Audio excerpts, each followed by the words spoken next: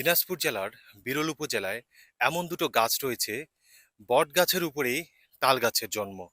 তাল গাছের শেকড় কিন্তু বা তাল গাছের গোড়া মাটি কিন্তু স্পর্শই করে নাই।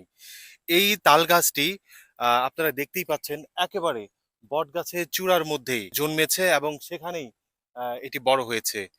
বাংলাদেশের বিভিন্ন প্রান্ত থেকে মানুষজন এক নজর দেখার জন্য ছুটে আসে।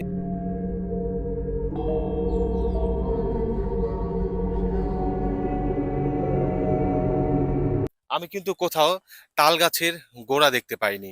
আমি আপনাদেরকে চারপাশ থেকে ঘুরে ঘুরে দেখানোর চেষ্টা করলাম, কিন্তু কোথাও আমি তাল গাছের গোড়া খুঁজে পেলাম না।